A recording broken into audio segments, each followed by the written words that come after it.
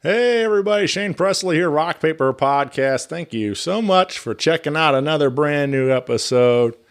Hanging out today with my buddy Justus Lacewell of Justus and the Limits.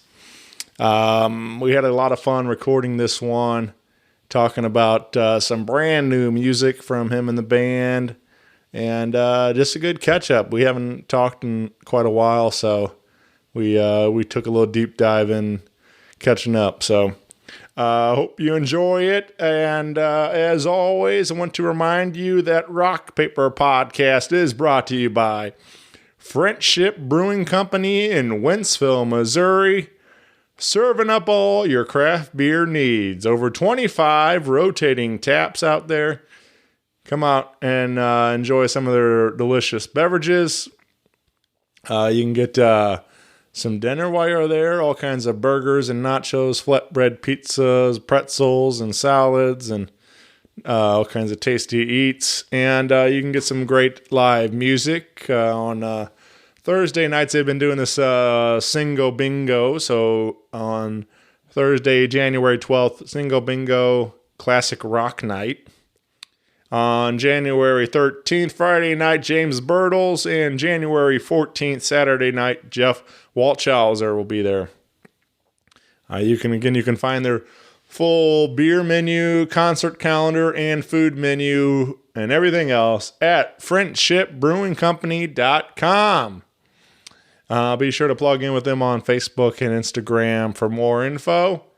And great news, if you are in the Hannibal, Missouri area, they are coming to you, opening a brand new Friendship Brewing location in Hannibal, Missouri in 2023. So keep an eye out for more info about that. And of course, if you need me, you can always find me at rockpaperpodcast.com.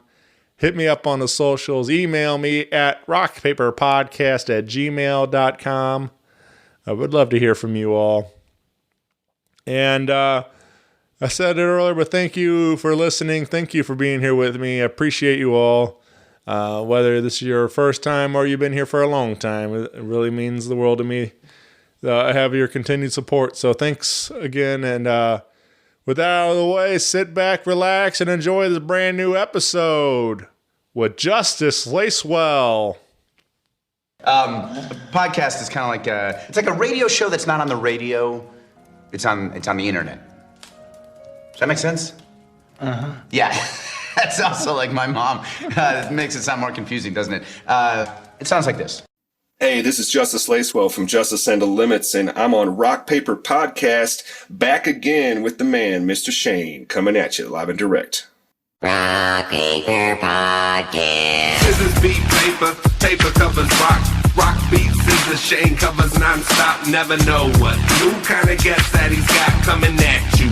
Live and direct on the spot, could be rock, folk, country, or hip-hop, jazz. All kind of folks that he has. Could be an artist or a comedian to make you laugh on the Rock Paper Podcast. double-decker fudge round, rolling round town. Shane coming at you live and direct from ground zero. He's your hero, he's your bestie. Rock Paper Podcast with Shane Presley.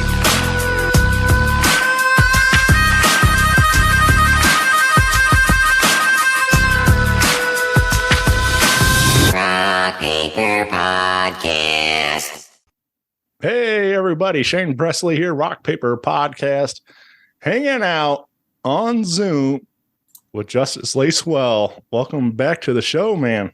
What's up, man? Been too long. Yeah, way too long. Excuse me.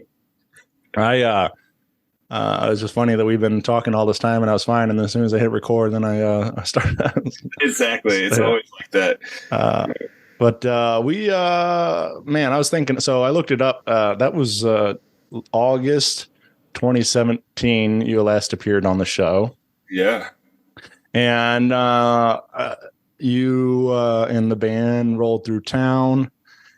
We recorded here at my home and in St. Louis. And I don't know, that was like that was the first we met. I think we've been talking a little bit online, but That was we just became fast friends that day, and we've kept in touch. But unfortunately, that was the last time I really got to see you. You know, we A lot has gone down between 2000 well, yeah, and now, yeah, for sure. yeah. But so that's what's cool about this, man. Just having this opportunity to catch up and hang, and we got a lot to talk about with you and the band. And I guess let's start because I didn't really got your take on it, but since we last spoke, you guys did a whole name change and everything too. So now the band is Justus and the Limits. Yeah. And you guys used to be formerly known as Rastasaurus, which was what we, the project we talked about, but it's still, I guess, all the same guys, just new name, right? Yep. Yeah. It's all the same guys. COVID kind of gave us an opportunity. We had a lot of time off for the first time, and we've been wanting to change the name for a while, but there just wasn't an opportunity because we were booked so solid the whole time that it was going to be the big fear is that, we were going to lose, fan base by doing that because now they won't know who we are and everybody's expecting this band. And we had gigs booked, 6 months ahead of time, but COVID was like this big eraser came through your schedule for it. And the Great Reset. Yeah, the Great Reset. And so it was a good opportunity for us to actually do that. And, Rastasaurus was great, but it kind of pigeonholed us into people just assuming we were a straight reggae band. And we play a lot of like classic rock feels, a lot of jam rock. And we're not just straight reggae. And, we were kind of getting some flack from some people that were saying we were being disrespectful, but it was really just kind of the hanger-ons that were giving us that flack. The actual reggae bands that came through town loved playing with us, and like Steel Pulse, the Wailers, all those dudes were like completely fine with the name. But, as always is the case, the periphery of the scene that wants to be heard more will start talking really loud about things. And so that was always a bore to have to just be like, listen, do you think I'm singing with a fake Jamaican accent? No, I'm just trying to play music and this is my band name. Right. So there was that going on. And then, it was kind of like a name that, I always describe it as like the only people that complained when we changed the band name that thought Rastasaurus was the great name was my 12-year-old nephews and extreme elderly parts of our fan base. It was a name that was very cute. And it's like, that's not what you're really wanting to go for, Right. Started that band when we were 23. I was 23. The twins were like 21. But, yeah, that was a good name then, but we kind of outgrown it and we needed to take it to kind of the modern era and, kind of make it more able to kind of cross a lot of different genres without any kind of, an eye askance or anything. Yeah. So, so it was good too. And then as my personal career progresses, I realize that, we're all getting older and everything. And eventually, as the songwriter and singer, eventually, I will have to kind of go my own way as the rest of the band makes families and moves out of state or whatever, I saw that future coming because I'm 36, who knows when that will happen, but it will allow me to never have to rebrand again. It'll always be Justus into something. So it's not like I have to start over that traction. Now it's Justus into something and it could just be Justus Lacewell into something later, but it's still under that same flag and it's still going to be able to be easily associated with it. Mm-hmm. And so, it was just time. And, we had like a whole process, our band is very, kind of scholarly minded Mizzou kids and Connecticut kids. And, we had a whole spreadsheet situation going with these band names and everybody had a column and X's on it and all this stuff. And we went through this glossary of, recording studio terms and, and it was like Justus into compressors. I think Justus into kicks was another one, like kicks as shoes. And then Justus into limiters, Justus. So we went through all this recording software and, glossary. And, the limits kind of came out of that from limiters, but Justus and the Limits. Yeah, man. And then ironically, we got a very hot possibly drunken Instagram message from Rick Levy of the Box Tops, and he really wanted us to know he was Rick Levy of the Box Tops because he put Box Tops in all caps. And he was like, and they did that song, Ain't Got No Time for a Fast Train, I'm a Coming Home. So that was back in the day. So this guy hits us up on Instagram and he's like, hi, Rick Levy here from the Box Tops. And just want to let you know I've had the limits under copyright 1966. So hope you can find a new moniker. Bye. And then he sent us this like super old dude email from like a Comcast account or something, and reiterating the same thing. And so I called a lawyer up and he was like, yeah, he's not even registered with the trademark on that or anything. And, but it was funny. That guy only knew how much I loved that song when I was like 12 years old and would sing it at the top of my lungs. Yeah. And now he's like, bitching at me about this band name. It was surreal and hilarious and just kind of like, oh, come on, bro. Like, Yeah. time, like this dude. Yeah, it was funny. It was just like a slice into his mind almost. But so that was funny. That was but as you always say, if you got haters, at least somebody's listening. So. Yeah, right. Yeah, at least you got his attention, Right. That's like the Fetty Wap thing. Like, we ain't got haters, we just call them fans, Right. So, yeah. But yeah, so Justus and the Limits, we call it JADL for short, but it's been going strong for year and a half now or so, and it's been really refreshing, like a new brand, new logos, and like I said, it's not hemming us in to anything. I feel like it's made it a little more difficult in the local Denver scene to reiterate that we are a reggae band, because I think some venues kind of assume we're a different band, but it's the same members, it's just the same material, it's just a different face, Mm-hmm. So yeah. I mean, I think it's like you're saying about the songwriter thing. I mean, we saw like Jason Isbell was like the 400 unit, and like now he just goes by his name, and he still has the 400 unit there, but it's like, now he's just branded as his own name, and you see a lot of that kind of stuff, like where it makes it easier for branding wise, and and everything else, like. So I do think maybe that was a good move there, and yeah, there's a palpable difference between the bands that have a songwriter that brings like a skeleton of a song right. to the band and they arrange it, or the band like a lot of jam bands that'll sit in a room and write together, and so I think it's it's just like it happened with all kinds of songwriters in the past, like Jason Isbell, like Paul Simon was the one I always describe, right. or like Graham Parsons and the Byrds, and then like all of a sudden he's just Graham Parsons, because but that if you have the songwriter kind of format where there's a guy with a guitar sitting on a couch writing songs, and then you flesh those songs out at practice, as opposed to everybody sitting in a room writing the whole thing together, then I think it's a very logical thing eventually that always happens with the songwriters, that they kind of like after the band disbands or whatever happens, they'll remarket Bob Marley and the Wailers. Lionel Richie did it with, I believe it was the Commodores.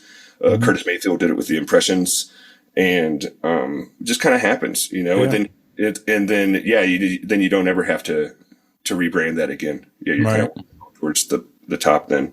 I went through a lot of that kind of discussion too, like even naming this show and stuff. Like I was, I never really wanted it to be like the Shane Presley Show or the St. Louis Music Podcast or something like that. I didn't, because again, you don't want to ever like be kind of this one lane. You want to be able to, I expand and do other stuff. So I get kind of getting away from the Rasta, strictly reggae kind of influences and stuff. Like you guys like to do a lot of different stuff. So now you don't have to worry about people thinking you're only, one thing. Well, it's also hard to do too if you naturally, like, of course, as performers, we all like to hear ourselves talk, but if you naturally don't like to be seen as like, he's so full of himself, it's Justus and the Limits, like it was really hard for me to be like, well, let's put this under my name. As much as I wanted to, it just seemed like arrogant, and it was like really hard for me to accept that I wanted to do that, but it was hard for me because I thought it looked kind of cheesy for a long time, and it's like, I don't know, you just kind of have to nut out, like step out there on the diving board a little bit. But ultimately, I think now, and with the feedback we've gotten from it, it was a good decision. Yeah, I put it off for a long time. Like people suggesting like you should. I never like wanted me. Like I am the host of the show, but I never wanted to be about me. I wanted to be about the music kind of thing. And it's just how I approached doing this and stuff. But I was like, I had people like, hey, you should put your face on a shirt and stuff. And I'm like, nah, I'm not going to do that. And like, you know, and then I put my face on a shirt and it became my biggest selling shirt and stuff. Yeah. And I also put my face on a shirt in a Little Debbie outfit, and I sold a ton of those and stuff. So so maybe there is something to it, you know, like actually kind of going against what I think is right, and like, you know, taking a shot, and so I totally relate to that. Well, speaking of the shirts, now the real Achilles heel of putting your name on a band is now I can't wear that shirt because I have my name on it, and then I just look like those sixth graders on South Park that have their own faces on their shirts. You know, right. Yeah.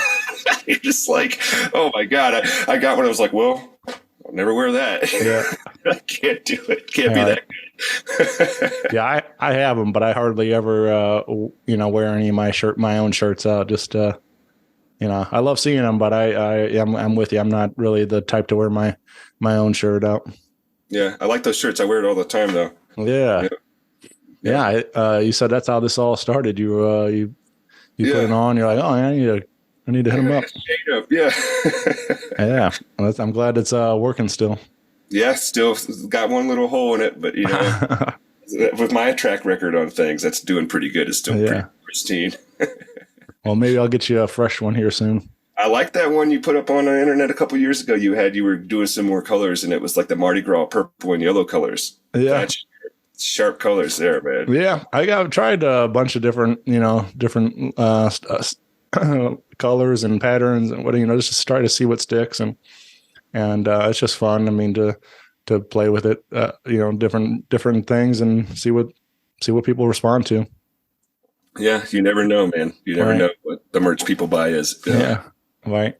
But so we got everything switched over now. Like I said, it's been a year and a half or so, and but you guys are busy recording. We got some brand new music. We have a one that just released a couple of weeks ago, I guess, called Fear. Yeah. And you were, we had a nice time catching up before we hit record, but you were telling me that this is a first for you guys, right? This is like all first one all in house. Yep. First one all in house with the full band playing on it. We had a single we dropped before Hot RX that I had played almost all the parts on and kind of self-produced and had used like a drum loop that I had like purchased, the rights to. Yes, I'm feeling hot, hot, hot around the collar. My skin it burns right on through, and from the top, yeah, to the bottom of my dollar. Tell me, doctor, what am I to do? Do you know when you look at your life, all that you've got, all of your time? Do you know what is good for you? If it looked at you, if it reached for you, yeah, luck of the draw. Doing my thing, we gon' do this right, yeah, see what the future brings. Yes, I'm feeling hot, hot, hot around the collar. My skin it burns right on through, and from the top, yeah, to the bottom of my dollar. Tell me, doctor, what am I to do? There she goes, and she's looking at me. Woman of mine, yeah, you're good to me. started seeing, and I started feeling. Woman of mine, yeah, you're good to me. Yes, I'm feeling hot, hot,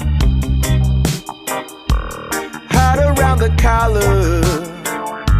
My skin, it burns right on through, and from the top, yeah, to the bottom of my dollar. Tell me, doctor, what am I to do?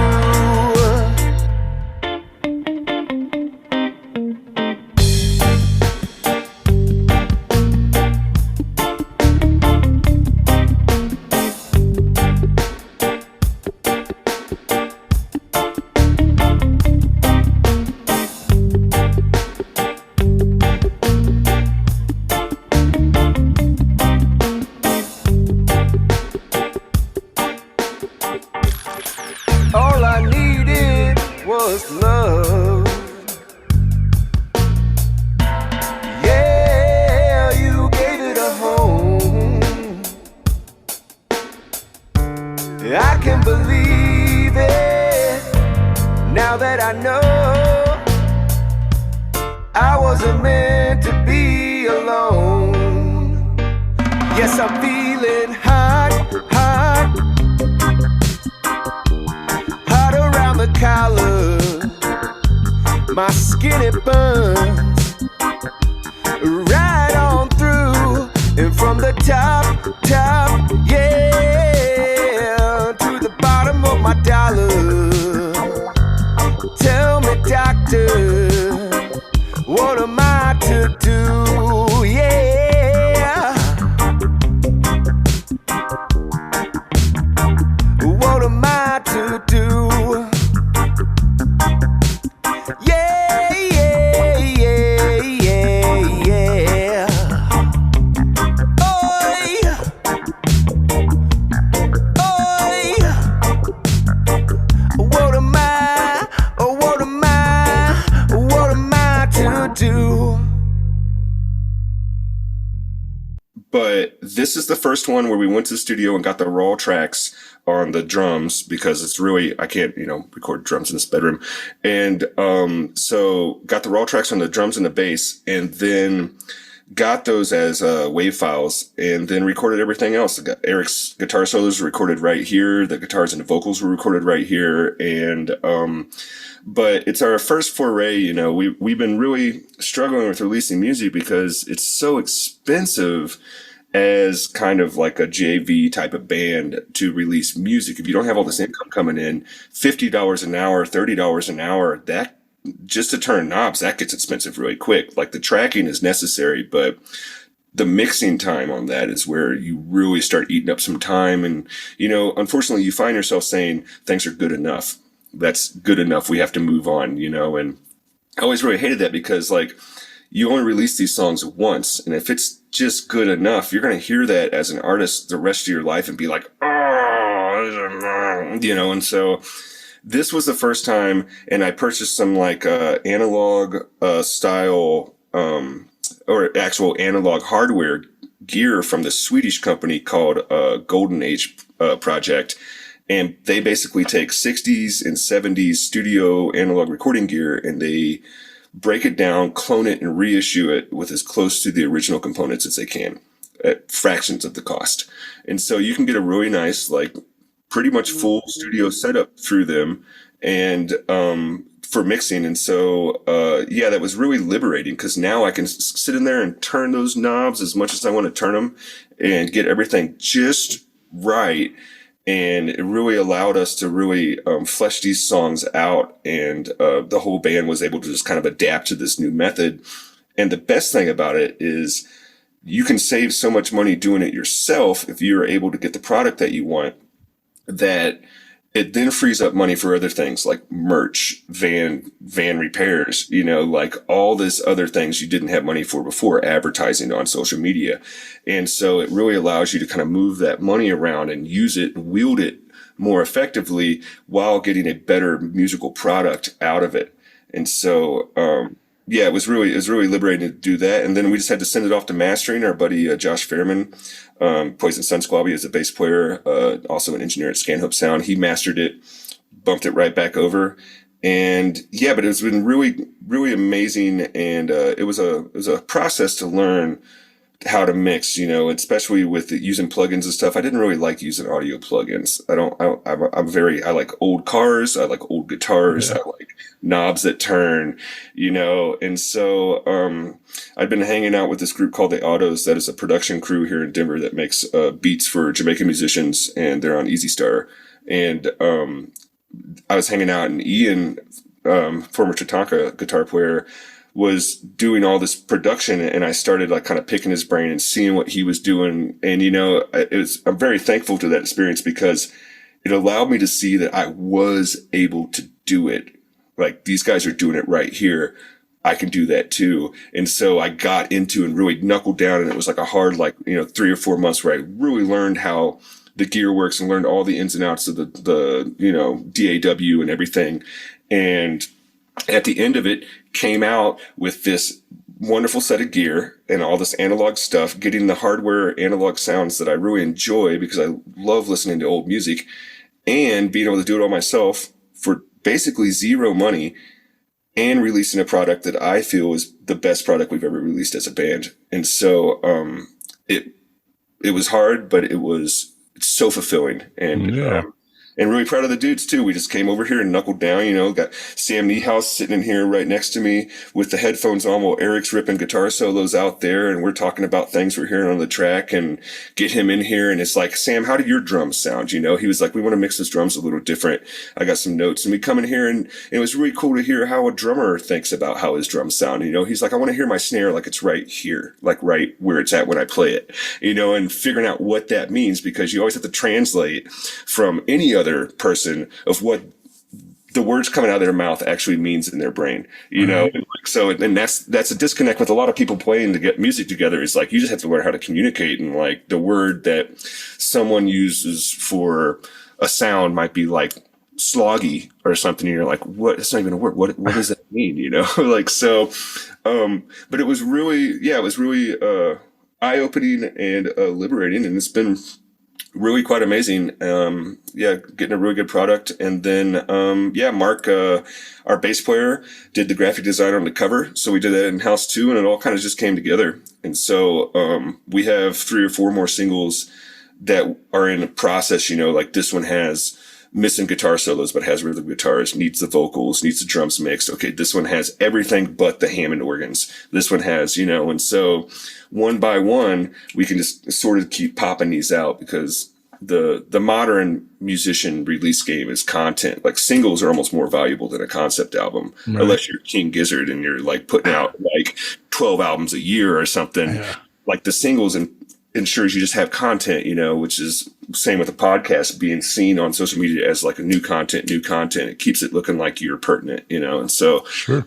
It's been really, quite a process, and it's been really fun, and I'm really happy with how it's been working out. And the Single Fear really, I felt like came together. We had our old keyboard player, Ryan from California, send us keyboard tracks, and I was able to mix those in. And, it's really cool the internet, home studio recording technology being so available, and us being able to communicate so readily over email and share files has really made it this like whole kind of like friends club recording process, where you're like, I know a guy that can play bitchin' guitar in New York, best slide player, like, well, get him in here, and you send him the track and send it back, so it's really cool. It's man. Quite a process, but it worked out. Yeah. I got a buddy, Anthony Russo. He's doing more country music, but he just recorded a track, and I forget the guy's blinking on his name now. But like, the guy's a shredder on guitar, played on all kinds of like your favorite 90s country songs or whatever, plays hot, lead on all these songs. And, but he was like, I found out he could just, hire him to do a studio session to lay down some leads on his track, and Venmo'd him, and he, you know, did it all from his studio, and it turned out great. And it's just cool that we have, you know, these, especially he also did that during, you know, pandemic and everything. So everybody was just sitting at home. So it was good. You know, people were more accessible than ever. You know, they were just stuck at home with nothing to do. So yeah, the pandemic definitely made home studios better. Yeah, for sure. Yeah. So anyway, I just think that's, like you're saying, it's cool that you can just kind of reach out, have an idea, and you can reach out to friends across the country to you know, deliver for you. As long as they can give a clean signal, because that's really the game. If you can get a clean, high quality audio signal, you can affect it all you want. You know, I can run it through this gear and put it through the compressor and EQ it, run it, put a little reverb on it, you know, but as long as that clean signal is there with no pops or hisses and it's not clipping, then you can turn it into a track that sounds as good as any recorded studio track, you know, as long as the signal is high quality and clean. That's just the game. As long as you can provide that, you can record in the modern era. Yeah, man. Well, tell me a little bit about Fear. This is, you know, it's a funky track, man. It sounds really good.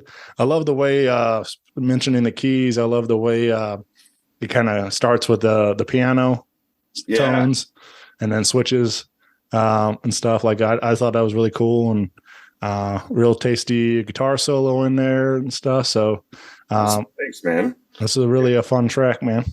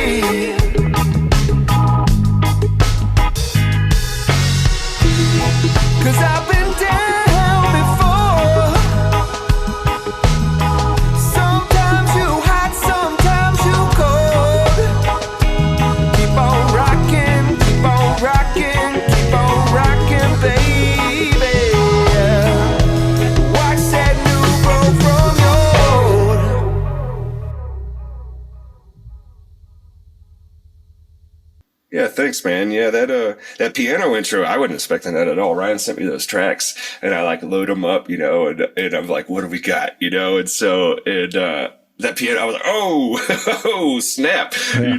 So it was fun, and that was cool too because you can cut parts out of the whole track. They're all at the right tempo. You can cut parts out of them and like, okay, I want to use this organ part that he thought was going to be at the end, but it sounds really good in the second verse. You can move that around, and all this stuff. But yeah, Fear is pretty good. I wrote the song and played it for a little while now.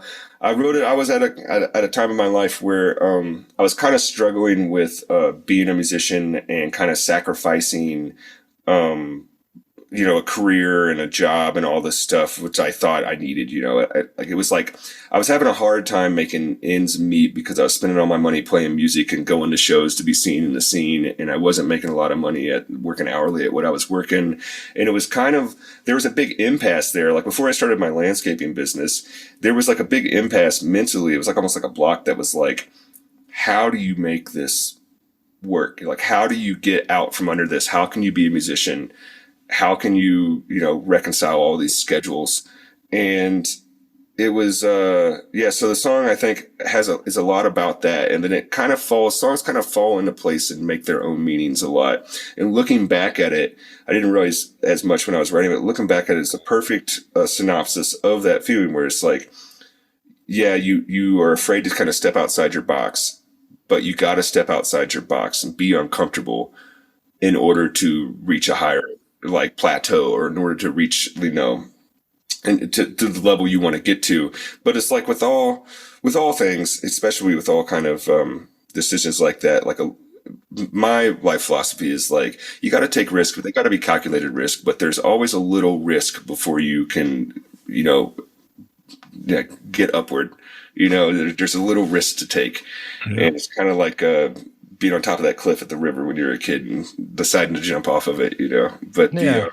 So the fear kind of resonates about that, and it's like you got to step out, from the light, you got to get out there outside your comfort zone, And I couldn't do it, I couldn't see it, couldn't believe. That was really kind of verbatim the thought in my mind there. But yeah, track came out great. Eric's guitar solos are great. He gets the second half guitar solo is really nice and proggy, and it kind of showcases a little bit more of our little edgier rock kind of feel. And the guys played excellent on it.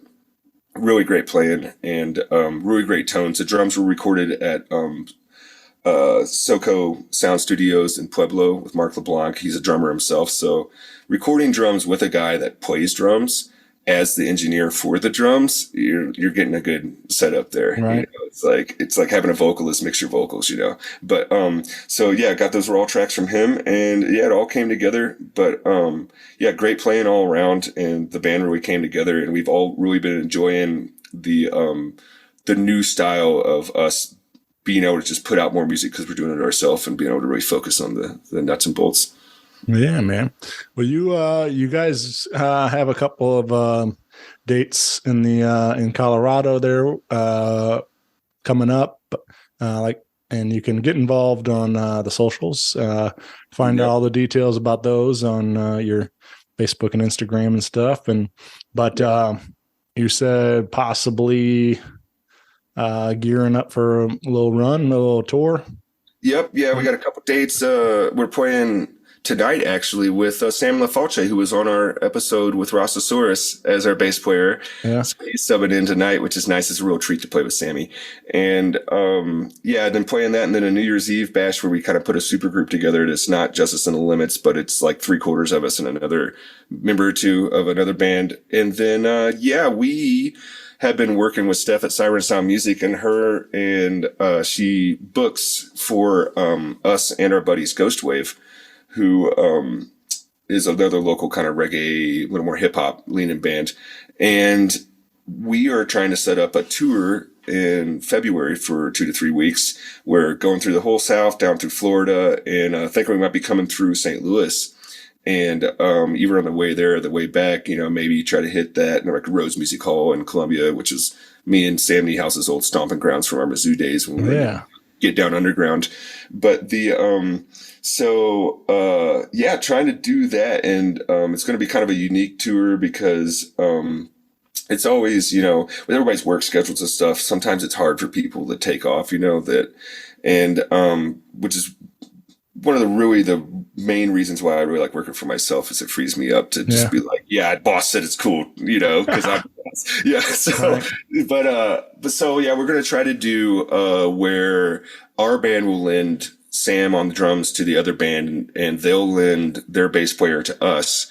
And then I'll play backing guitar on Nick's Ghostwave set and he'll play it on ours and, harmonize for each person. And we'll be able to have two bands cover shows, two shows at the venue, two different bands in one van with four dudes and be able to just, have a big dirty road trip and have a lot of fun. Yeah. And so, and van life's always fun too. It's always, when you really get along great with people, it's not like a chore to travel. Everybody's in there just like goofing around and cutting up, and it's just fun. Yeah, it's just really freaking fun. I think the last time we recorded with you, we can barely hear anything we said because we're just laughing so hard the whole time. Oh, yeah.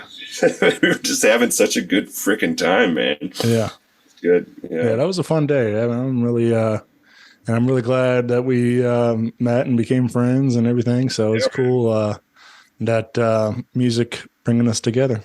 Yeah, and it'd be cool. We'd come back and play at the bootleg after that, and it'd be like, oh, there's Shane, man. What's up?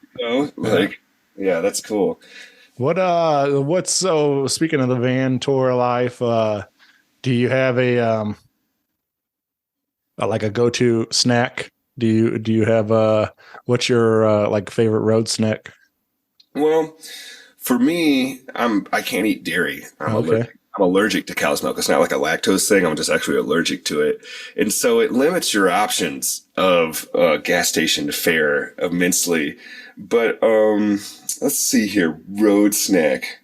I like the peanut butter filled pretzels. There you go. I love those, you can get those. And those are instant fuel. I think we've all eaten so many Cliff Bars. We're sick of them. All right. But it's hold on a second. Let me plug this thing in. It's beeping at me here. And road snack.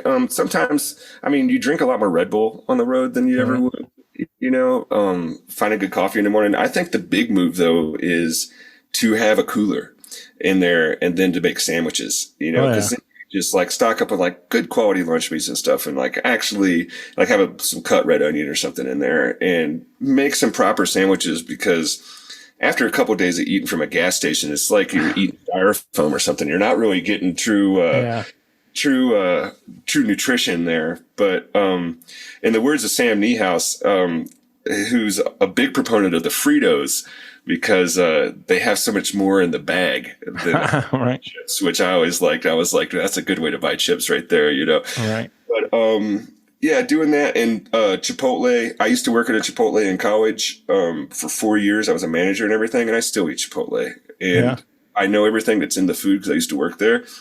And it's really good, really quick, proper food that's actual rice and beans and actual vegetables for you to be able to get a hold of, and back in the day, I don't know if they still do it, but Chipotle you could go and kind of sweet talk the manager and they'd have free burrito bucks for bands. It was one of the programs. So always sorting those out. But I had a buddy, Steve, used to work at Papa John's, and one time we were in Chicago or something like that, and he went into the store, and obviously being manager forever, he kind of knew the right things to say, and he's like, "Yeah, I'm transferring in. I start Monday. I was wondering if I could get a pizza." And they're like, "Yeah, okay." And then he made his own pizza, and we walked out and technically it might be stealing, but it was also a pretty genius move, though. Yeah. Hey, they said, "Hey, okay." Yeah. Right. Yeah. But it's always a challenge to find proper nutrition when you're running and gunning on the road like that.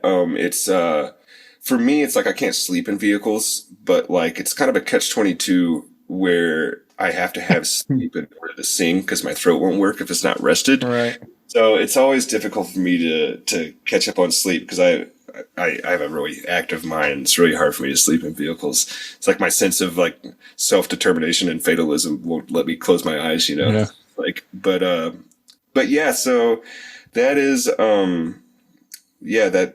about the tour snack rundown. But the peanut butter pretzel pockets that's good solid food. Yeah. Man, I went to, we were just on a run to, we went to this like HEV park outside of, like Knoxville area, Tennessee. And, we stopped at, my favorite, gas station along the way. We went to Buc-ee's. Then we, I don't know, the place is, you're familiar with Buc-ee's? You ever go there? Is it like a Casey's or something? What's that? Is it like a Casey's? Like Casey's times a 10 or so. Like it's like one of the biggest, most ridiculous gas stations around. Like there's like 100 pumps. Oh boy. And the store itself is like, you know, full on grocery store, you know, kind of thing. There's all sorts of different options, and then they have like well, they got me because like, you know, we rolled in like 5:30 in the morning, and there was a guy. They have like this big counter in the middle, and they're like, you know, with a chopping block, and they're cutting up fresh brisket, and he's like, you know, and he's like, we got fresh brisket on the block, and I'm like, you know, and it just made me laugh that it's like, you know, 5:30 in the morning, and they got fresh barbecue ready to go for you. So. But man, as a trucker, man, that'd be the move right there. Go in nice and late and still have fresh barbecue. Yeah. Oh man, yeah. So I scored some. I didn't get the brisket, but I did get some hot fresh tater tots, and because I was wanting some breakfast stuff, so I was like, I think I got just a burrito. Yeah. And but no, yeah, they got a whole like line of merch. Everything's like got this little beaver logo, the Buc-ee's character. And so they have like, you know, literally anything you could imagine with a, you know, Buc-ee's logo on it. So, yep. I think the last time we came through, because the twins are both from Connecticut and from way up in the Northeast there, and I don't think they had a lot of access to Steak and Shake. Okay. And so when we came through Missouri and like Indiana, we were eating Steak and Shake like crazy, you know, it's like, because they were like, "What is this place? Like patty melt? What's that?" You know? And so, yeah, there was a lot of that, but yeah, they're kind of hard to find around here now, man. They a lot of I don't know. I think they still have that one out in Eureka there by Six Flags. Maybe I don't go that way a whole lot, so I'm not positive. But they I don't know. I think like whoever owns like a lot of the St. Louis ones like kind of went up, and so a lot of the you know, quite a few of the local Steak and Shakes have closed up. So yeah. Well, to speak about that brisket though, that was something I really miss about Missouri. It's just like quality barbecue, you know, because like. There's so many people that think barbecue is just barbecue. They don't even understand there's different styles of barbecue and all this stuff. And we had barbecue at our wedding, which shout out to Al Holliday stepping in. He officiated our wedding for us. Oh, very cool. Which was freaking awesome. The officiator wasn't awesome. She got COVID before, so she couldn't come. And I was like, we had like 140 people there or something. And I was like, which one of my friends can handle his shit in front of 40 people? Al Holliday. All right, get out of here. Yeah, and he was graciously did it and did an amazing job, and there's some great pictures. But that guy's just the best. He's one of the coolest. Yeah, just incredible. I don't know. Anytime I get a chance, I brag about him. I mean, he's let alone an incredible musician, but you know, just huge heart, man. He was. Oh yeah. I don't know. I mean, I talk about it a lot on this show, but my mom got sick in 2019 and was diagnosed with brain cancer, and he came to the hospital and played some songs for her.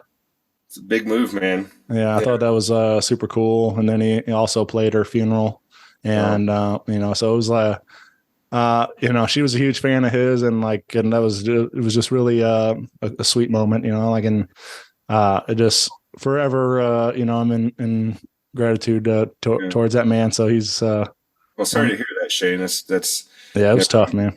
yeah, never easy. Yeah. So and then we did a big old benefit for mom, and Al played, and so I mean, I owe so much to him, and I really I'm thankful to have a great friend like that. So it's cool to hear that he stepped up when you were in need too.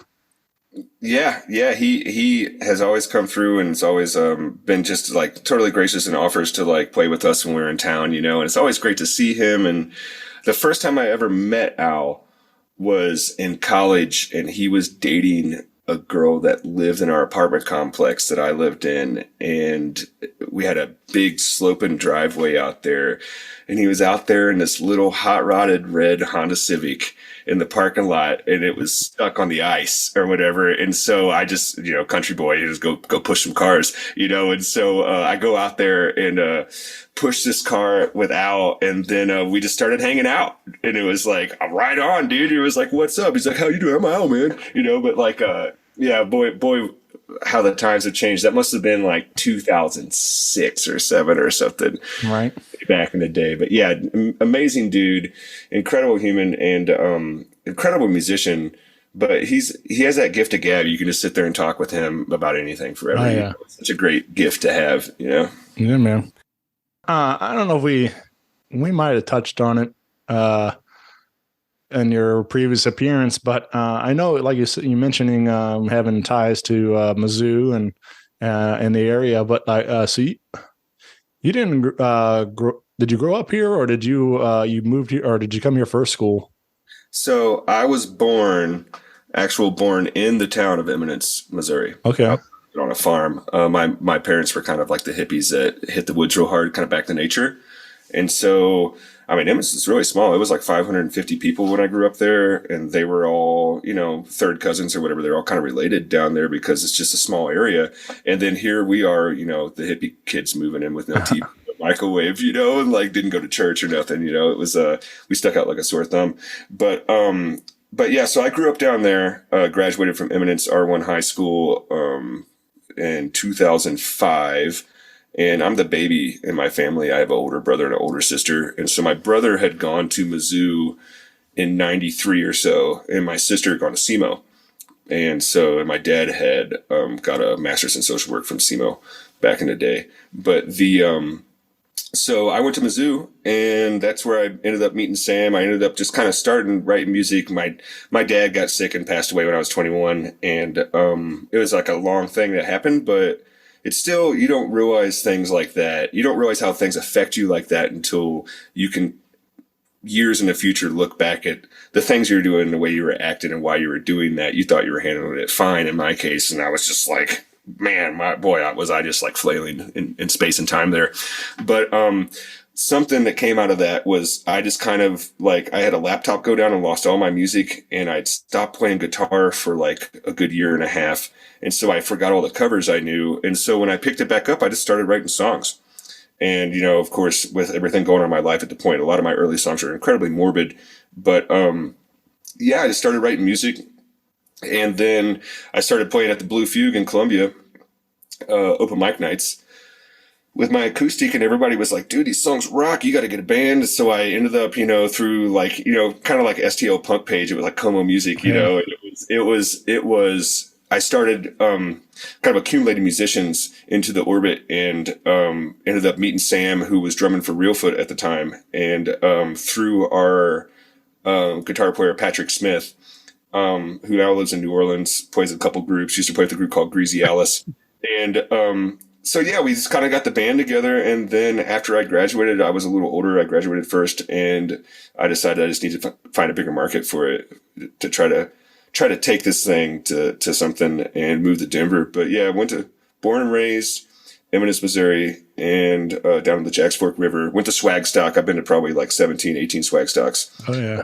Yeah, because it was like 10 miles north of my town. Swagstock honestly changed my life, which is a kind of a crazy thing to say, but I had never had any access to like the Grateful Dead kind of hippie scene that my parents were part of and were aware of, but I'd never actually had the opportunity to go to like a proper festival with like a proper like bands and like that Grateful Dead music. And man, once I got a hold of that, it was just like, it changed my whole outlook and of what fun could be and what music could be, and it kind of started the kernel in my brain of like sitting there watching that being like, man, it'd be fun to be up there on stage. Right. So like, kind of that. And then like seeing bands in Columbia too, like Zap and ZAP with Junior and all of them and Real Foot Play and stuff, and throw these rich, like bitchin' parties, and be like, man, it'd be fun to play, fun to jam up there. Yeah. But it just all kind of happened. But yeah, so went to Mizzou. I was a super senior. I got a degree in plant science. And so I went to school for landscape design, which is I run a landscaping business now. So I actually ended up using what I went to school for, which is a rarity these days. It took me a long time to get there. But so yeah, I did that. And I won a design contest at Mizzou. So my landscape design is the design out in front of the ag building. Oh, nice. So yeah, I won. It was like the first time in 50 years they'd had a landscape design contest for it, and I ended up winning it. So my little piece of rock right there, if you're ever at Mizzou campus. But yeah, it was wonderful too. It was a beautiful spot, but to get a agriculture education, there's a lot of money in the ag school. And so the education is really high quality. And then the campus itself is a registered botanical garden. And so all the plants are labeled. And so if you really want to learn plant identification, it's a breeze to go out there with your professor and walk around. And then you can walk back by that plant, see what it looks like in the winter, see what it looks like in the fall, So yeah, it was I really, really enjoyed my time at Mizzou. And I really enjoyed the quality of the education I received there. I was an art kid when I went to school. I was in an art program for a year and realized I didn't really want to do that. And I was like, well, I want to draw with plants. And so I thought they would, landscape design. I was like, wow, whatever, like, finger on the book, like the Commodores picking up a band name. And, so they put me in the ag school, and that was the first time, because my high school education was at such a small school, the science and math education was not the best. And that was the first time I'd ever got a hold of a proper science teacher and realized I was like really into science and got hooked on science. So yeah, that was the whole journey in and of itself. Man. Yeah, man. But I do miss the barbecue in Missouri, like you were talking about with that truck stop in Tennessee. Yeah. My mom used to live in Vichy for a while after my dad passed away. She had a house out in Vichy, which is this tiny little town on 63 between Rolla and Jeff City. And they had, I think it was Vienna right up north of there, they had just a G&W Foods grocery store that in the back of it just had some counter that had like the best brisket and pulled pork you could have, just on little styrofoam trays packed like it was corn at the produce section. And you could go up there and just get a mess of good barbecue at this like seemingly innocuous like grocery store, you're like incredible stuff. But yeah, Missouri, I don't miss how hot the summers get with the humidity. I don't miss how cold the winters get with the humidity. But I miss when I go back there how green it is, and I miss all the noises of the insects. I miss it so bad. Yeah, man. I don't know. It's all I know. I mean, I've lived here all my life, so. But I often, I don't know that I could move for long. I mean, it'd be fun to visit and travel and maybe try something different for a while, but I do really like it here a lot. Like it's home obviously, but it's kind of what's nice is we got a little bit of everything. We don't have the ocean, but we have a lot of really nice lakes and everything else. And you got your mountain, not mountains necessarily, but big rocks for sure. So. Well, the Ozark Mountains they're barely mountains. They're just so old. I always describe them as the tooth of an old hound that's been chewing on rocks. Yeah. But yeah, it is beautiful there. And there's a lot of biodiversity. I was just having a talk with somebody. We were at a friend's house at it was their birthday party, and they live, I think kind of close to Dogtown is where we were. But, we were over there and I was talking to another guy, and he had some fact that from some Missouri Conservation Department fact or something that I think it was like in a 1 square mile area of water or like a 3-foot square area of water, some small area of water square, there was like more biodiversity there than any other freshwater place. It was like all these facts like that, that come, or I think we also have the most aquatic biodiversity outside of Florida in the United States, just because of like, where I'm from, spring-fed rivers and little small mountains and oak hardwood forests, but you get up to the north and there's prairie and like there's so many different biomes in Missouri, and there's so much going on. And you come back there from Denver and you're like, whoa, like, was it this loud before? You're just like, there's so much life, Yeah. Yeah. It's man. Beautiful. It's truly beautiful to see all that green. Yeah. Yeah. You said something also about before we hit record about like kind of renting a house in the woods and just plugging in and recording and stuff, and like Airbnb thing. And is that like I hear stories of like Foo Fighters did that, like like they rented some house that was like, I think it was like or maybe it was Nirvana, or that did like the Manson house. I think it was the Chili Peppers, right? Or I don't know if it's a Manson house. I know Chili Peppers did Blood Sugar Sex Magic, I think, I think they did that in a mansion that they had rented, and they were doing all this weird shit. All those bands used to do that, Well, I think I'm pretty sure I heard Dave Grohl saying something like that, like Nirvana recorded something in like the Manson family house and stuff, or something like that. And yeah, but like I don't know, is that like something? Do you get it? Do you let speaking of like the nature and everything, like, do you let your surroundings kind of do they influence you like that? Could you go out into the woods and make a completely different record than if you were like in a Manson house? Do you think it would all have an impact on what you recorded? I think it would, because when I first started to play and first started to write songs, I would go out to the woods with my guitar. I would go out to Moss Creek. I forget what the little park was behind Moss Creek, but kind of like a Capen Park area of Mizzou. And I would go out there and play on my back porch a lot. And it's something, I live in a busier neighborhood in Denver and I have a back porch, but it's like, if I go out there, we're kind of on a hill, we're seeing into everybody's backyard around us. We're hearing the highway over here. There's jets going over. It's not the same effect. You're more like you're at the top of this neighborhood and you're very visible, as opposed to like just being out there in nature by yourself and like recording. But yeah, something about sitting in green grass with your legs crossed on a guitar, it's just so peaceful, But I was, and the houses for me is like, I wanted to go to the mountains because we had some friends and they Airbnb this house outside of Breckenridge it's a big mansion. And they have just a big, wonderful party up there every year. They Airbnb this thing. They have a good relationship with the people that own it. And, like 12 of us go up there and rent this thing. But inside of it is like a 2.5 story tall atrium with a rock wall on one side in the living room. And it's just huge. And it almost has like this like choir performance hall effect that I was playing. I have a really nice Martin my dad left me, and I was playing that in there. It just sounded freaking incredible. And so I was like, man, the acoustics in here. And I've been for a long time wanting to record kind of a folk rock album that is just kind of me and a guitar, a bunch of harmonies, kind of like a Crosby, Stills type of thing, but with like a little less going on.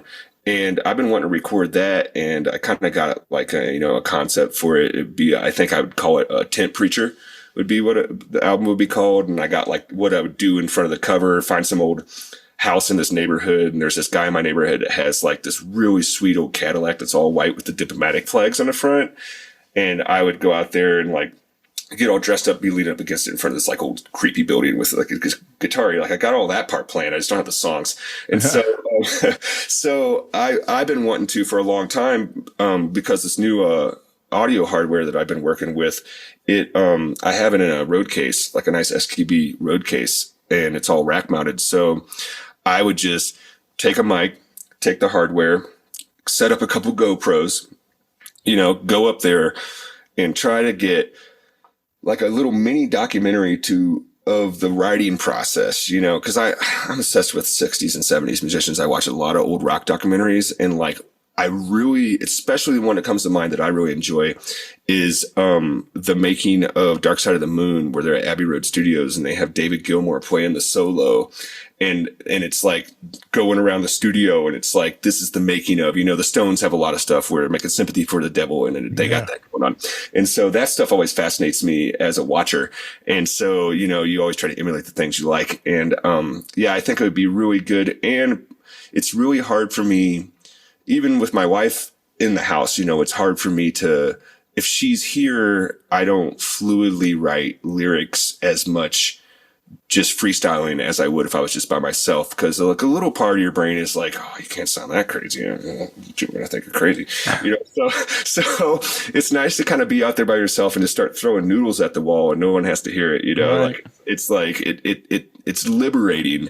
And it really allows you, like I always say, you know, a lot of my songwriting technique is just, I'll start playing something and I'll just start spitballing words that sound cool together.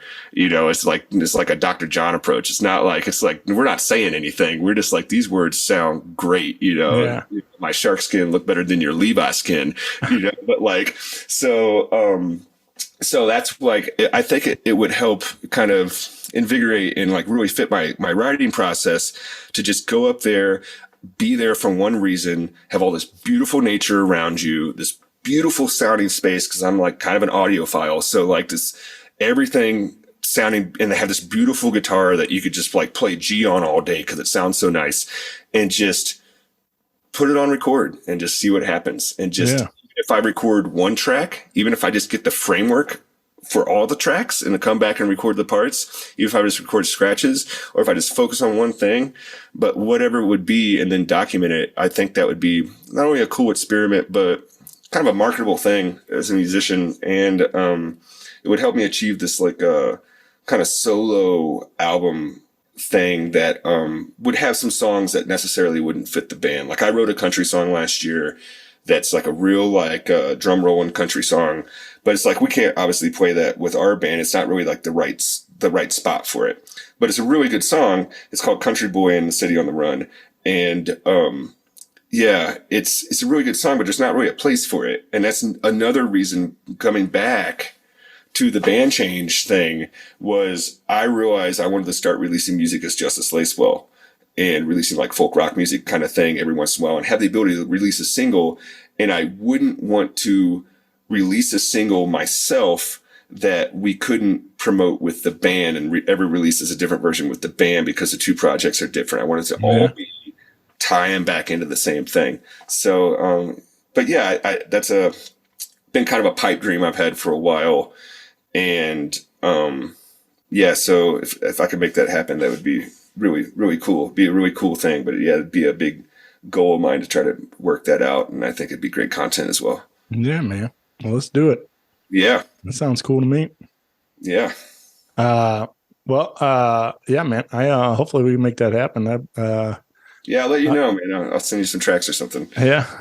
I don't know. And like you're saying, like the behind the scenes, that's really the gist of this show, really, like, you know, getting to talk about some of this stuff that we don't always get to talk about. You know, it's like, it's just kind of fun to nerd out a little bit on behind the scenes of what's going on. I really like diving into, lyrics and stuff like that. And, you know, just kind of, that's where my brain goes. I'm a big fan of storytelling and songwriting. So, it's just, but yeah, it's just fun. It's be great to document that, like I said, in some video and everything else process.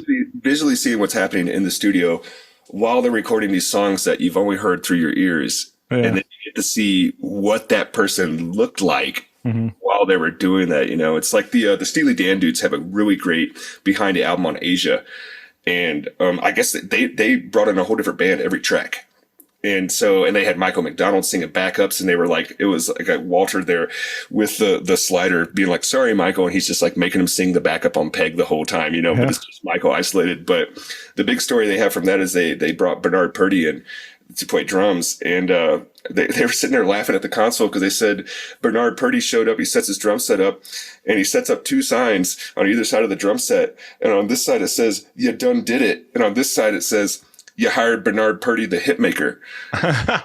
Played the whole session with these 2 signs, and he packed it all up and went, but it's like, you never get that listening to it, but it's like just having knowledge that was what went on. It just makes it so much more hilarious and makes Bernard Purdy that much more hilarious, and just makes it just fleshes out this whole like kind of mythos of the album. That's really, you don't get just audibly.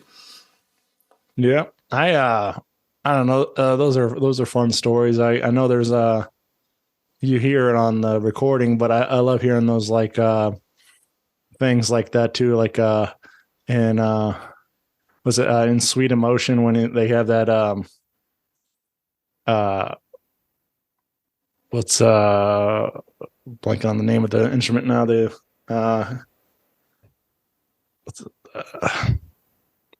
I can't think of what the hell it's called. Where it's like that percussion instrument where it slaps, vibra slap. Oh, right? Vibra slap. Yeah, there it is. Hey, I am just a sucker for a vibra slap. That's when I was a kid. I was like, dude, that sounds cool. Well, I guess like in that recording, like it breaks, and you can hear it like tink, tink, and like hitting the ground and stuff. So I think that's fun to hear those little rock and roll stories like that. Like it's like obviously they left it in the recording and. Mm-hmm. And then another one I think is fun is I think like and again it would be fun to see the video of it all happening to go with the audio, but like the Police, I think in Roxanne, I think it is when Sting's laughing, there's like the keys and he laughs, he like actually accidentally set on the piano, and like they left it all in the recording and stuff too, and just happened to be in the right key, and they were like, right, just like this random like keys notes, and he just starts laughing about it, and like they left it all in the take and stuff. So I don't know, that stuff is always like cool. It's to like me. when we were kids and we got the bonus features on the DVD. Oh yeah. Yeah, it's the same. It's the same thing. It's like, or reading liner notes or any of that stuff. It's just like I love geeking out on all that stuff. So. Oh yeah, man, liner notes. I haven't thought about that in a while. Yeah, man. It's one of my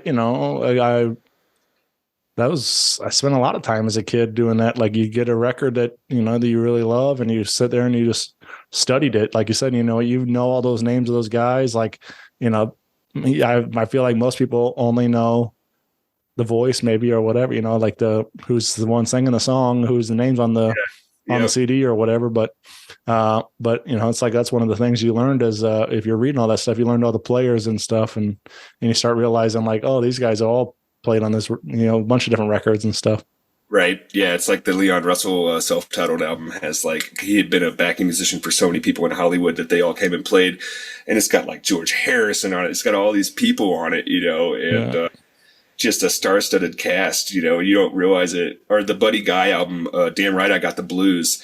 It has Jeff Beck and Clapton playing on it, just as members of the band on certain tracks. But once you know that, you're like, you can hear the solo and be like, oh, that's definitely Jeff Beck. That's like, he's the only person that plays like that. It's like his tone and everything. Yeah, it's really cool. Bring it all together. Yeah, the liner notes. I always liked it when they had the lyrics in them too, which made for a big liner book.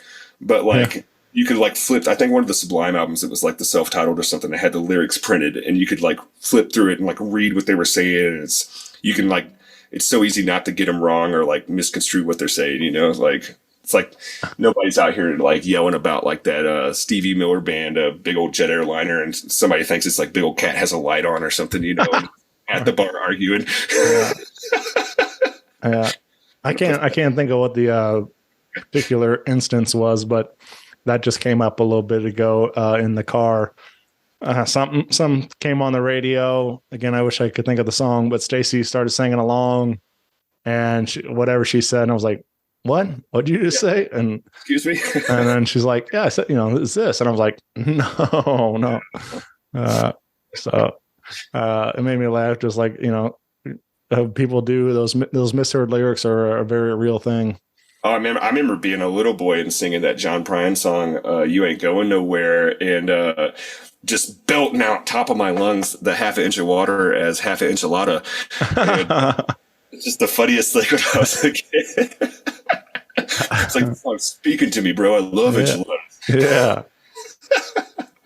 I did that a lot. Like I'll just kind of make my own parody versions of songs and stuff. And I'm like, and I don't know. I feel like maybe that's part of it. Like maybe I don't know. Sometimes I feel like it almost works too good to like not be part of the thought process. It's like when, something like that, like maybe he said enchilada and then he's like, no, I can't put enchilada in a song. Exactly. Like when you're saying like you how you write, like just putting some words that sound cool in there and then figuring it out what, maybe he was like, let's just figure out what works also that sounds kind of like that. And yeah, it's like, it's got the rhythm. Yeah. It's spot. Yeah. But I don't know. And it's just fun though. So that's this, music's cool, man. I dig it. Yeah, it really is. It's constantly evolving, but it's all the same in a lot of ways. It's just makes people feel things, which is cool, and it makes people think, which is cool. Yeah, it's man. A literary format like that. Well, I got a couple questions I've been asking, and all right, I've been having fun with these, and get your take on some of this stuff, and but one I get a kick out of is if the day comes along, we get a Justus Lacewell or Justice in the Limits action figures. What would you like to see as your like 3 accessories to go with your action figure? Oh, with my action figure? Ooh. Oh man. I think top of the list, number 1 would be a spilled beer. Yeah. Because it would be like a glass that was like had the puddle flat, so you could lay it down flat on the ground. Right. Yeah, so a spilled beer on the stage. Let's see here. Oh man. Wow, they put me on the spot here, Shade. It would be a free merch T-shirt that I was giving away. There you go. I just can't seem to ever sell merch. I just like everything's a billboard. I'm just giving this away. And so, yeah, a comped merch T-shirt, and then the artist drink tickets that they give you. Yeah. That look like the old raffle tickets from the fair. All right. Those would be my 3 items. Yeah, 3 accessories. Nice. Yeah. Or for an option, I've been kind of geeking out recently and bought a pair of shoes that I only wear on stage that I keep in a box otherwise. So that could be the vanity accessory. Yeah. I like that as the a little more creative. And then I get a lot of just a microphone and guitar. And I'm like, well, yeah, that's that's pretty standard. That's standard equipment for the action figure. Right. We're talking that Ninja Turtle that you put the strip through the back to make it talk. Oh yeah, man. Yeah, we. I mean, that's the thing. I think we grew up on that era. Like of course, like it's still a thing, but definitely the Ninja Turtles and Power Rangers and all that stuff. Everybody had collecting those as kids, and my houseplants are still full of army men. Yeah. Oh yeah. Around because it's just funny. Yeah, for sure. There's a whole scene in there, a little microcosm. Yeah. All right. What about we mentioned a whole lot of names and earlier, but is there a dream duet or collaboration you would love to see for yourself or for the band? Man.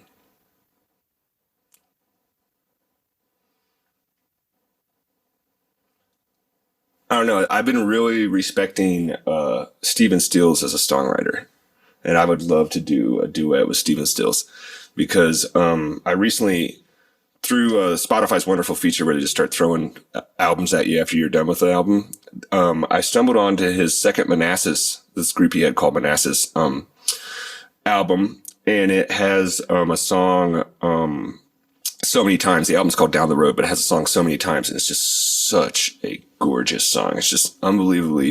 It's like one of those songs that, like, every once in a while you hear a song and you just keep keep running it back and keep running it back, and you just can't stop listening to it. You don't know what you're like, my God, the combination. But I really like the way that he writes music, and I like the way he sings. And so, yeah, Stephen Stills as a duet, that would be incredible. Let's see, as a band. Oh, man. It'd be cool to do something like if all these bands still existed, it would be really cool to see the guys in our band mesh with players like the Led Zeppelin dudes. Yeah. Because one thing I really like about our sound is sometimes it gets into a more hard rock area, kind of the sound that Zeppelin kind of pioneered. And we're obviously just, copying feels in our brains that were put there from albums we listened to 1,000 times before. And, but it'd be really cool to have like that, or like Humble Pie, like post Frampton, like the Smoking era of Humble Pie, to like have a collaboration with that band. It'd be like Playing with Faces. It's not quite the Stones or anything, but that would be just a wonderful. It would be so cool just to rock so hard. Yeah. So hard with that. It'd be kind of like I also found this amazing song the other day by Robin Trower called Two Rolling Stoned. And he was like, I think he was kind of feted as like the white Hendrix for a long time in those circles in the 70s. But if you guys haven't checked that out, Two Rolling Stoned, really incredible song by Robin Trower. But it just has that delicious like 70s kind of like hard rock stripped down feel, and yeah, that would be an incredible way to collaborate there. Yeah. Yeah, that all sounds cool, man. The Eagles too.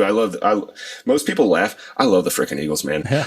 I was just learning how to play Take It to the Limit the other day, and it's just like that song especially, but the Eagles were so good at playing all these country waltzes from their earlier days that like you hit every chord in the scale walking around that song, you're like hitting them all. It's like so many chords. But I watched that documentary, The History of the Eagles. I was a big Eagles hater, man. Big hater. I was like, this top 40 dad rock, blah, blah, and I watched that documentary, The History of the Eagles Part 1, and I just kept watching it. It was like the first time I ever read Life by Keith Richards. And I just kept reading it, kept watching it. And then after that, huge Eagles fan now. And so I really feel like the Eagles and the Rolling Stones really influenced a lot of the kind of the classic rock songs I write. I have some classic rock songs that are heavy. I have some classic rock songs that are more of that kind of Stonesy Eagles variety in that way. And I really could feel the influence there. But that would be an amazing collaboration with just being able to harmonize with those dudes. Yeah, for sure. Yeah. I worked with this guy for a summer, and that's like all he listened to was the Eagles, like greatest hits on repeat for the whole summer. Yeah. And I'm like, I love the Eagles too, but I'm like, there's a point where I like just snap and I'm like, I can't take it anymore, man. Yeah, like, put something else out, bro. Yeah. Like, I mean, like you just ruined these great songs for me. It's like that. I don't, so it took me quite a while to listen to the Eagles again after that. Yeah. But I'm with you. I mean, people do kind of rip on them a lot, but it's, but those are great songs, man. You can't help it, but yeah. Our very first bass player in college, Dave Barbaro, he was like 45 or something. And I remember being like 20 and this dude's talking and he's like, man, who's really good, man? The Eagles, bro. Yeah. I'm like, get out of here. And he's like, yeah, but you never really listen. You never really understand how many hit songs in your head they wrote. Oh yeah. That you don't even realize are the Eagles. You're just like, but you like really did. Like had so many hits. It's like the first Boston album. There's like, I think all the songs but one on that first Boston album were singles. Like they were just that good. Tom Schultz was that good. Yeah.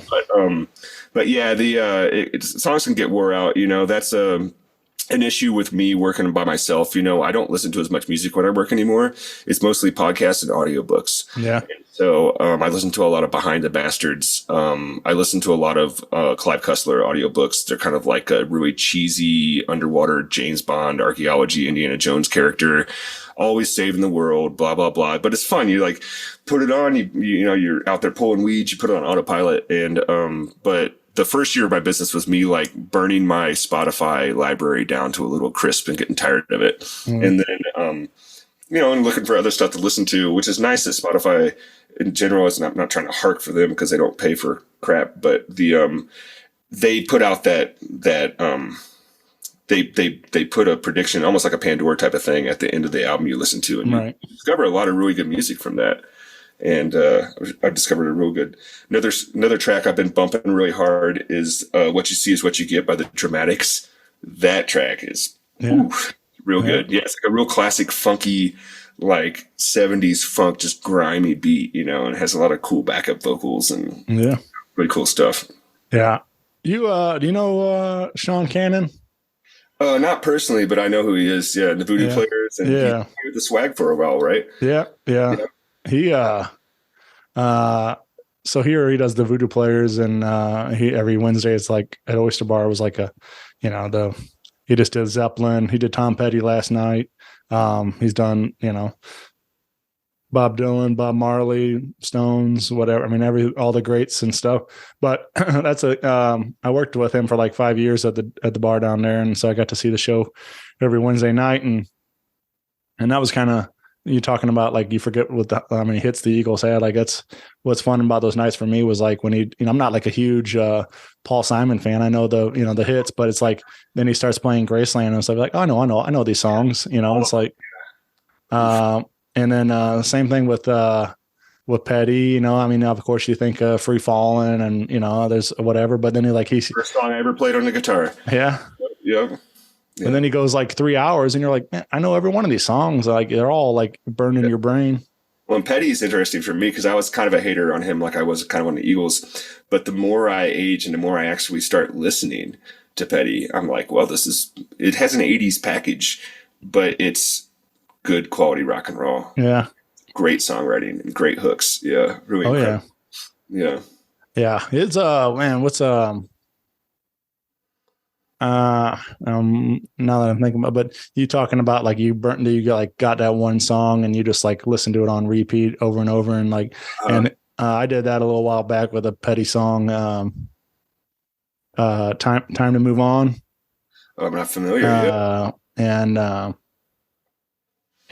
don't know. It just, I think that's the title of the song. Something, I'm blanking on it right now. That's what I do. I go to think of a reference, and that's when my mind will just go blank. But oh yeah, I got to listen to a song at least like before I even hear the words. I'm usually so obsessed with how the voice sounds as a melody instrument that I can hum it, but I don't know any of the words. They're always making fun of me in the band that I'm so bad with words of songs I didn't write. Yeah. Yes. But that was one of Petty's. Was that one pretty recently? One I was just like, there was one day I just like listened to it on a loop for a while and just like, but I know it's fun when those songs find you, man, when they just kind of, this has been out for 30, 40 years or whatever, and all of a sudden like you just discover it and it's a cool feeling, man. Yeah, it truly is. Well, and it goes back to like, if there's a video there to record it, what do they look like? They would like, you hear it sounds so modern in your ears. It sounds like a guitar, but it's like, you don't realize they're all wearing polyester, like cardigan, giant lapels, and like all this stuff and just smoking the hell out of cigarettes in the studio. And like all this. Yeah. It's just like this whole, it transcends the era almost with the high quality audio. I was just watching the Hard Day's Night that my father-in-law was showing me, Hard Day's Night, the Beatles movie, back in the day. And these guys are just little kids, but like the songs they're writing is like they released on that. So good, such good. Even if it's the cheesy, like mind awakening psychedelic Beatles, the songs are still amazing, and you're like, wow, dude. And to write these at like 20, or 18, blowing my mind, It's like Steve Winwood singing Give Me Some Lovin' when he's like 18. Yeah. Yeah. Which is incredible. Yeah. Yeah. His voice is like, huge on that. And like all those recordings. And I'm like, it's weird to think that he's, like, a little kid still. The Box Top dudes with the letter, that guy was like really young singing that, the Alex, what's his name? The singer they were from Memphis. He went on to be in a band called Big Star, I believe. I watched some whole documentary about him, and it was really funny because it was like when TGI Fridays came into Memphis, and like that was their hangout spot. It was like the 70s, like, hey, let's go to TGI Fridays and kick it, you know. It was like, it was the most, in the modern world, it's like the most un-rock and roll thing you can do. You know, we were hanging out at TGI Fridays. But yeah, those dudes were so young singing those, and you're like, and like, yeah, Winwood sounds like an old man, you know, singing that. Old beyond his years. I think it's funny that we started with box tops and we're, you know, come full circle. Yeah. Watch out, Rick Levy's going to be sending me another email. Yeah, absolutely. Yeah. Well, man, this has been an incredible day. I'm really. Thanks, man. We've had a great talk, man. It's been. Thanks for having me on here. Rock Paper Podcast. Oh yeah. Yep. But yeah, get plugged in. Justice and the Limits on all your digital platforms, wherever you get your music at. Yep. You can JUSTUS. Yeah. Yep. And hopefully, man, like I said, hopefully we'll get you on the road here, starting off the new year, and hopefully coming to St. Louis so we can hang out and catch up in person, and that'd be fun. Yeah, hobnob and hee-haw, you know. Yeah. Stuff. I appreciate you, buddy. Man, it's been a great day. Thanks for doing this. Appreciate you too, man. It's been great, and thanks for having me on Rock Paper once again, man. I'll have to bump that shirt proudly. Yeah, man. I got a little Shaney shirt for you when you come to town. There we go. We go. I want that one of you in the Little Debbie outfit. Yeah, that's what I'm saying. That's a little. Yeah, man. It's a hot item, dude. That's going to be on eBay in 65 years as like a gold platinum seller right there, man. Yeah. All right. Well, thanks, everybody. Thanks, Justice. And I'll see you soon, my friend. Adieu. Bye, everybody. Bye-bye.